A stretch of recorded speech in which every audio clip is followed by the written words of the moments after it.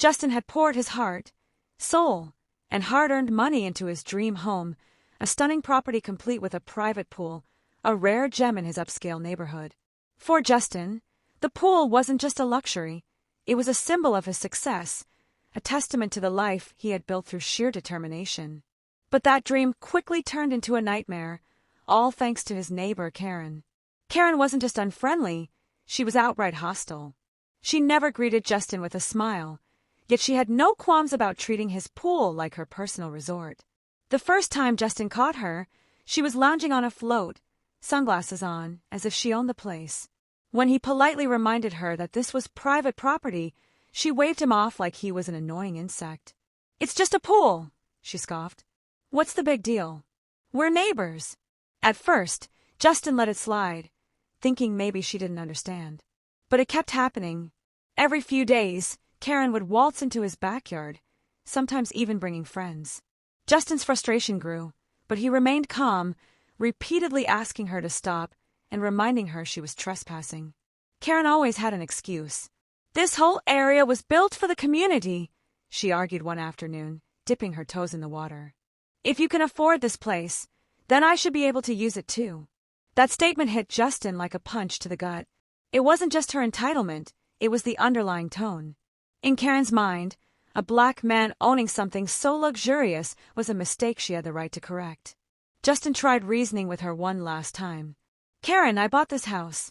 This pool is private. If you want to swim, join a club or get your own." Her response was instant and dismissive. "That's ridiculous," she scoffed, standing up and drying herself off with one of his towels. "People like you shouldn't be so selfish." Justin's patience was wearing thin.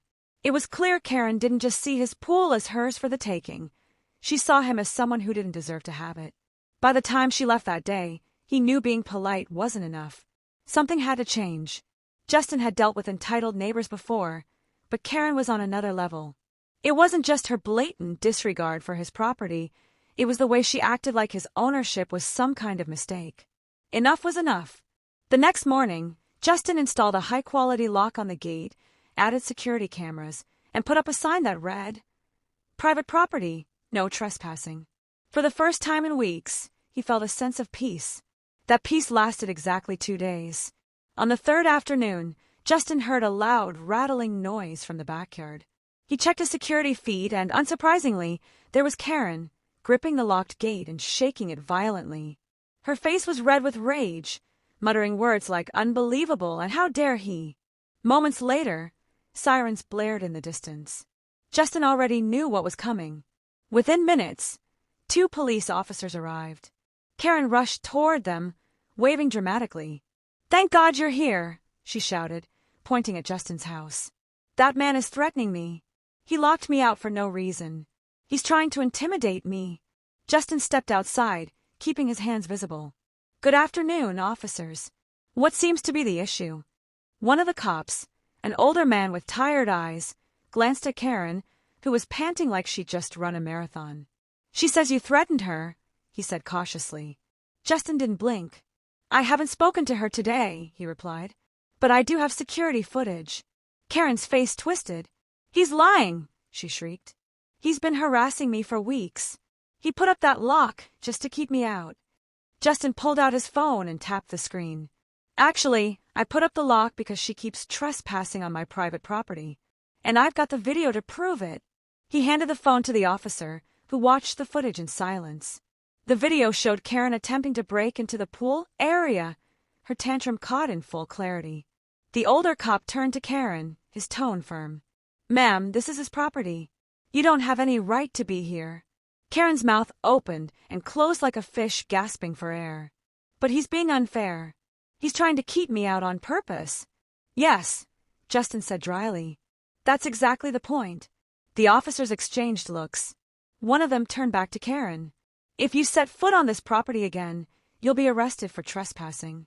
Do you understand?" Karen's face turned an alarming shade of purple. She let out a frustrated growl, spun on her heel, and stomped away. Justin watched her go, shaking his head. He knew this wasn't over. People like Karen didn't just let things go, they retaliated. But what she didn't know was that Justin wasn't done either. and he had an idea that would change everything.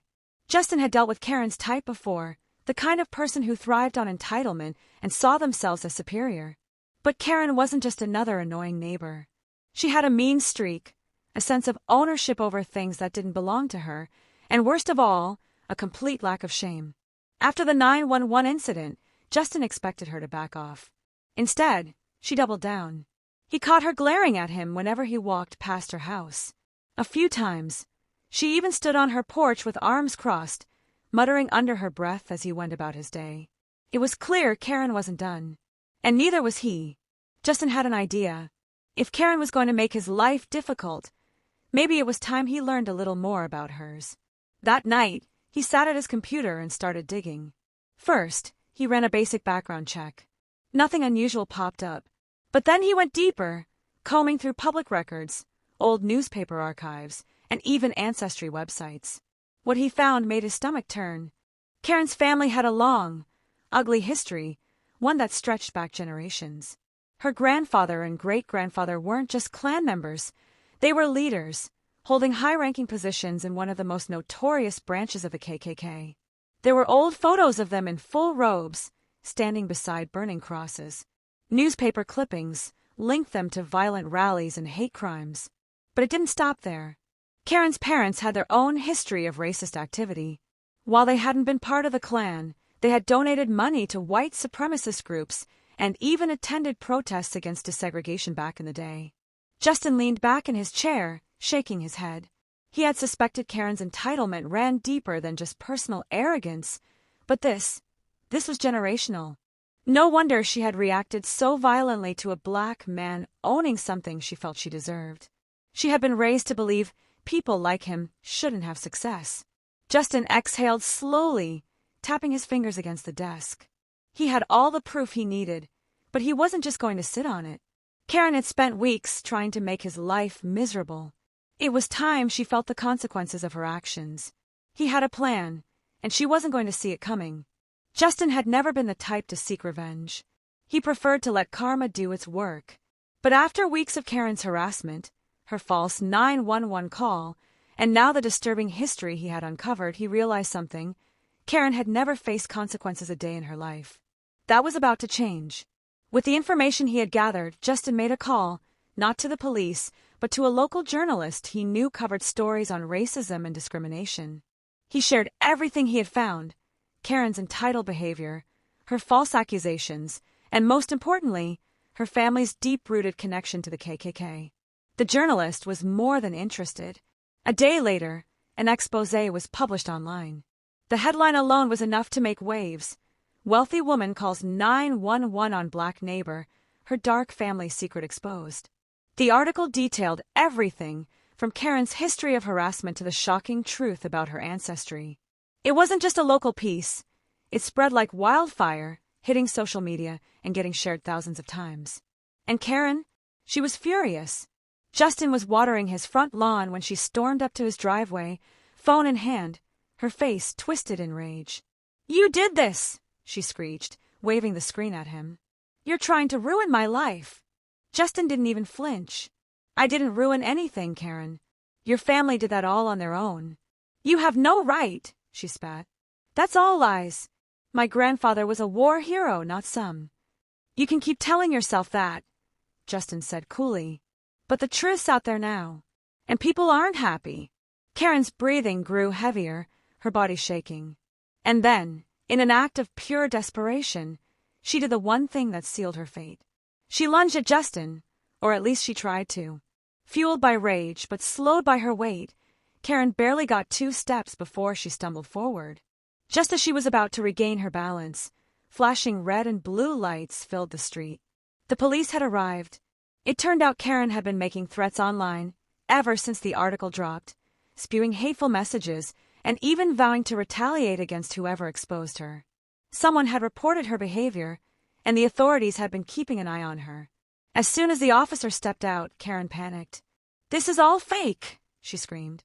"He's trying to make me look bad. I'm the victim here."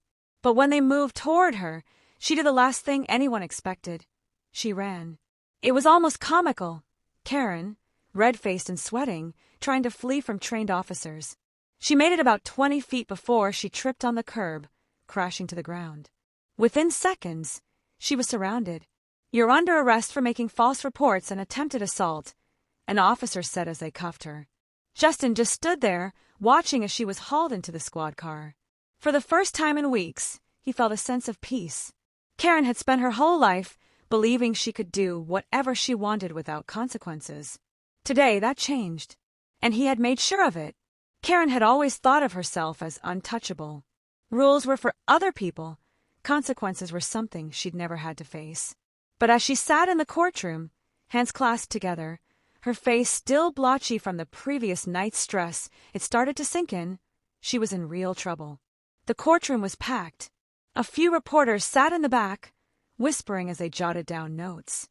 Local residents, including some of Justin's neighbors, had come to watch the proceedings unfold. Even Justin himself was there, sitting calmly near the front, arms crossed, watching everything. Then the door opened, and the judge walked in. Karen's breath caught in her throat. The judge was black. For the first time, real fear flickered in her eyes. She had spent her entire life looking down on people like him. Now, he was the one deciding her fate. "All rise," the bailiff announced.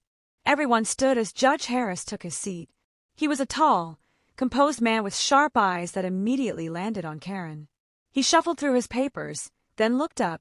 "Miss Reynolds, you are being charged with trespassing, filing false police reports, and attempted assault. How do you plead?" Karen swallowed hard. Her lawyer nudged her, whispering something under his breath. She barely heard him. The room was hot. Too many eyes were on her. She could feel sweat trickling down the back of her neck. "Not guilty," she muttered, her voice cracking. Judge Harris didn't react. He simply nodded and turned to the prosecutor. "Proceed." The next 30 minutes were brutal. The prosecutor laid out everything. Karen's history of harassment, the false 911 call, her threats, and of course, the moment she tried to run from the police. Witnesses, including Justin, testified.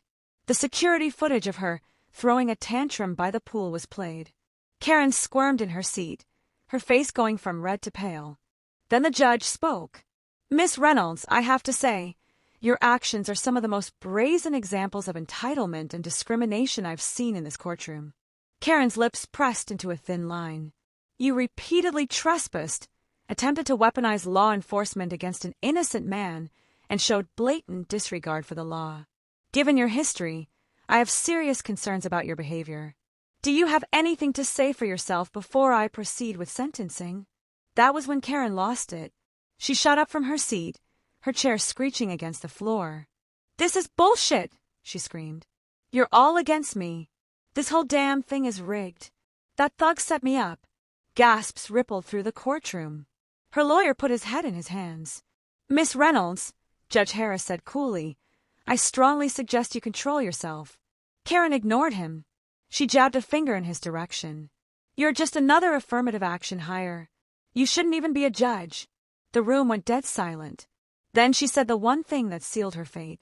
"I swear, if I ever see you outside this courtroom." Bailiffs were on her before she could finish, grabbing her arms as she thrashed. Judge Harris remained unshaken. He simply adjusted his glasses and picked up his gavel. "Given your blatant disrespect for this court and your threats against a sitting judge, I am extending your sentence beyond what was originally recommended," he said firmly. Karen's face crumpled. "No, you can't do that." But it was too late. The gavel came down with a sharp bang. "Sentencing will be issued immediately." Karen had dug her own grave, and now she had to lie in it. The courtroom buzzed with murmurs as Karen was dragged out, still kicking and screaming. But there was nothing she could do now. The judge's ruling was final. Her fate was sealed. Karen was sentenced to 1 year in jail for trespassing, filing false police reports, and threatening a judge. What was originally a minor case had spiraled into something much bigger, all because she couldn't control her own hatred. News of the incident spread like wildfire. The story made its way to social media, where people wasted no time tearing Karen apart. The video of her courtroom meltdown racked up millions of views in just days. Memes flooded the internet. "Imagine being racist and dumb enough to threaten a judge," one user wrote. Plot twist, she thought the pool was free, but jail is really free another joked. Reporters started digging into her past. The skeletons in her closet were exposed for the world to see. Her family's KKK ties, her history of harassing black neighbors, and even old complaints from past jobs about her racist behavior. Karen was officially canceled. Meanwhile, Justin was finally at peace. For the first time in months, he could enjoy his pool without worry. He no longer had to deal with Karen sneaking in, complaining, or calling the cops. The entire neighborhood, tired of Karen's antics, rallied behind him. One weekend, his neighbors surprised him with a small celebration. They set up decorations, brought over food, and gathered around his pool. It wasn't just about Karen anymore. It was about standing up against racism and supporting one another. Justin smiled as he looked around. He had bought this home to live in peace, and now that's exactly what he had. As for Karen, she sat in a cold jail cell, no pool in sight, no one to bail her out. She had spent her life looking down on others, but now she was at the lowest point imaginable. And karma had no sympathy for people like her.